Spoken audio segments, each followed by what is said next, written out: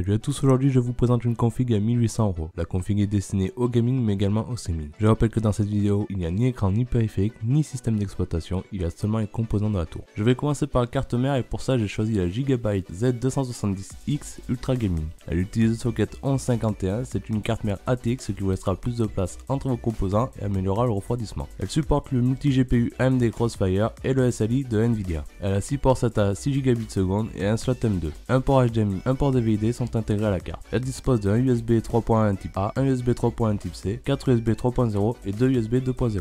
Jusqu'à 64 Go de RAM overclockable, elle est équipée de LED RGB et elle est disponible au prix de 164,90 €. Pour aller avec cette carte mère, j'ai choisi l'Intel Core i7-7700K qui est un processeur de la 7ème génération. Il utilise le socket 1151 et c'est un quad-core, c'est-à-dire qu'il dispose de 4 cœurs. Ce processeur prend en charge la DDR4. Il est compatible avec la 4K et les vidéos en 360 grâce à son chipset graphique Intel HD Graphics 630. Il a une fréquence de 4,2 GHz et de 4,5 en boost, mais peut être overclocké. Il consomme peu en énergie et il est disponible au prix de 349,90 €. Pour le ventilateur du processeur, j'ai choisi le MSI Core Force L. Il offre d'excellentes performances et il est silencieux. Il est très bien fourni car les supports d'AMD et Intel sont présents dans la boîte et peut se monter sur la plupart des sockets. Une pâte thermique est fournie avec, mais je vous conseille d'en prendre une de meilleure qualité. Un ventilateur de 120 mm est fourni avec le radiateur. Un kit de fixation supplémentaire est fourni pour installer un second ventilateur. Deux plaques sont fournies pour personnaliser votre ventilade, une blanche et une noire. Le logo dispose d'un éclairage rouge et est disponible au prix de 59,90 €. Pour la mémoire RAM, j'ai choisi de prendre 4 barrettes de 8 Go de G-Skill Trident Z RGB pour un total de 32 Go. Il faut toujours préférer le dual ou le quad channel qui permettra de traiter plus de données en même temps. Ici, ça sera du quad channel. C'est des barrettes de DDR4 en 2400 MHz. Elles disposent de dissipateurs thermiques. Des LED RGB sont intégrés dans les barrettes. Elles sont compatibles Asus Aura pour avoir les mêmes couleurs et effets que sur votre carte mère Asus. Elles sont disponibles au prix de 359,90 €. Pour la carte graphique, j'ai choisi de partir sur une Gigabyte GeForce GTX 1070 G1 Gaming 8 Go.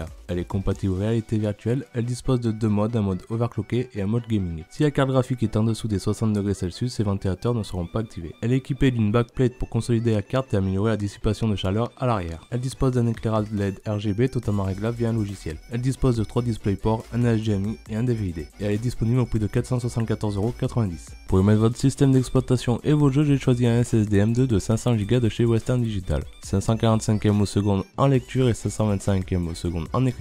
Avec les SSD M2, vous gagnez encore plus de place car il se fixe directement sur la carte mère. Il est disponible au prix de 154,90 €. Pour le disque dur, j'ai choisi le Western Digital Caviar Blue de 1 Tera. Il est disponible au prix de 56,90 €. Pour faire tourner cette config, j'ai choisi le RM650X de chez Corsair. C'est une alimentation de 650 watts. Elle est certifiée 80+ Gold. Cette alimentation dispose du mode de ventilation à 0 qui permet de mettre le ventilateur à l'arrêt pendant une exploitation en charge faible ou moyenne. Le ventilateur PWM sera contrôlé en fonction de la température et ajustera sa vitesse. Il dispose de systèmes de protection multiples intégrés. Elle est entièrement modulaire et est disponible au prix de 119,80 €. Et pour mettre toute cette config, j'ai choisi le Cooler Master Box Lite 5 RGB. C'est un boîtier de taille moyenne. Il est livré avec 3 ventilateurs 120 mm en façade à LED RGB et un ventilateur de 120 mm à l'arrière. Il dispose d'une fenêtre latérale pour admirer la config et d'un cache à ligne. Sur le dessus, vous retrouvez un connectique de USB 3.0 pour micro, pour casque ainsi que le bouton de démarrage et de reset. Il peut accueillir des cartes graphiques jusqu'à 40 cm de long et des ventilateurs jusqu'à 16 cm. Il est compatible avec le water cooling. Les LED RGB des ventilateurs sont compatibles avec Asus Aura, MSI Mystic Lite et Gigabyte Fusion. 3 paires d'inserts de couleur rouge, noir ou blanc sont fournis pour personnaliser votre boîtier.